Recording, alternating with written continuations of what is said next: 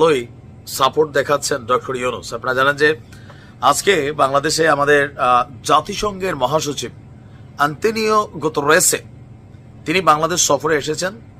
Rohingya issue থেকে শুরু করে বিভিন্ন বিষয়ে সরকারের সাথে কথা বলেছেন, কাজও করেছেন। ইফতারের দৃশ্য আমরা দেখেছি। তবে এই সকল কিছুর ফাঁকে ডক্টর মোহাম্মদ ইউনূসকে একটা বড় ধরনের সাপোর্ট দিয়ে গেছেন।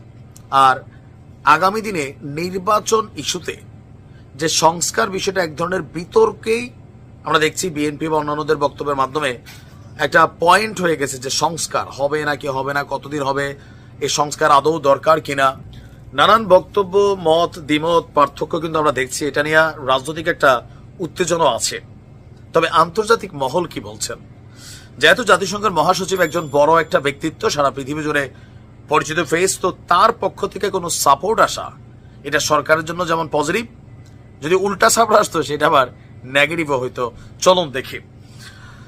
সফররত জাতিসংঘ মহাসচিব আন্তোনিও গুতেরেস তিনি বলছেন, বাংলাদেশের অন্তর্বর্তী সরকারের উদ্যোগে এই যে সংস্কার কর্মসূচি আছে এটার প্রতি তাদের পূর্ণ সমর্থন রয়েছে। এখন এই কথাটার মিনিংস কি? ধরেন, সংস্কারের বিপরীতে যদি দেশের রাজনৈতিক দলগুলো অবস্থান নেয়, ডক্টর ইউনূসের উপর চাপ প্রয়োগ করে, তাহলে আন্তর্জাতিকভাবে একটা সাপোর্ট কিন্তু ডক্টর ইউনূস পাবেন, অথবা যে রাজনৈতিক দলগুলো আছে তারা একটা বিপরীত চাপ কিন্তু ফিল করবে।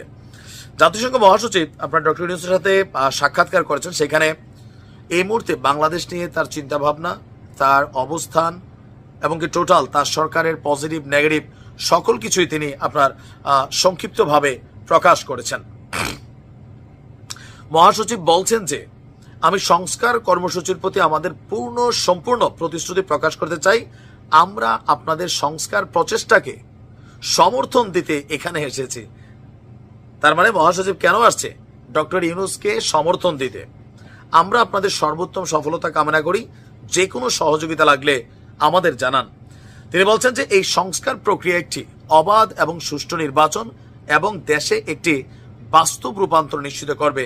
আমি জানি যে সংস্কার প্রক্রিয়াটি জটিল হতে পারে, তারপরেও তিনি বলছেন যে সংস্কার যেন সরকার করে।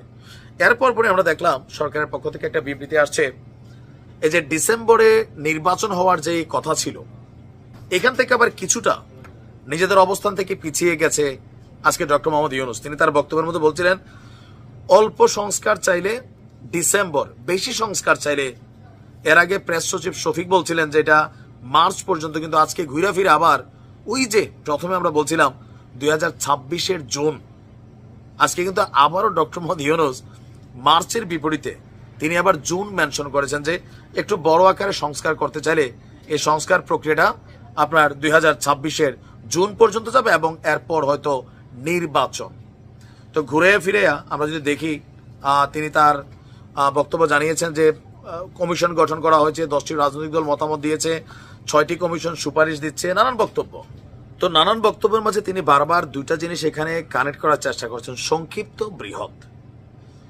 আগামী দিনে বাংলাদেশ যদি সিস্টেমে না চলে, তাহলে রাজনৈতিক দল বিএনপির উপর এই প্রভাবটা আসবে। ডক্টর ইউনূস এখানে খুবই পরিকল্পিত একটা রাজনীতি কিন্তু তিনি করছেন। ধরেন, এই সংস্কারটা হইল না, পরে দেখা গেল সিস্টেম হইল না, বাংলাদেশ ঠিকমতো চললো না, তখন তিনি বলবেন, ভাই আমি তো বলছিলাম যে একটু বড় আকারে সংস্কার করো, বিএনপি তো মানে নাই, নির্বাচনের লেগে তারা হুরা দিছে, রাজপথে নামার হুঁশিয়ারি দিচ্ছে কিন্তু বিএনপি, যে আমরা জানি কেমনি সরকার ক্ষমাইতে হয়, নানান ধরনের বক্তব্য দিচ্ছে, সরকারের উপর চাপ প্রয়োগ করছে। সো টোটাল দোষটা বিএনপির ঘাড়ে গিয়া পড়বে। বিএনপি ওটা নিয়ে একটু টেনশনে আছে, আগামী দিনে আবার ভবিষ্যৎ নিয়ে চিন্তাও আছে। আবার এই চিন্তা আছে, যত লেন্দি হবে বিএনপির নেতাকর্মীদের বিভিন্ন রকম অপকর্ম বিভিন্ন জায়গায় কতিপয় যারা আছেন করতেছেন, তো বিএনপির প্রতি মানুষের অনাস্থা তৈরি হবে, বিএনপি ওইটাও টেনশন করে। তবে ডক্টর মোহাম্মদ ইউনূস তিনি ইন্টারন্যাশনালি যে খেলেন, এটা প্রমাণিত। ভালো থাকবেন।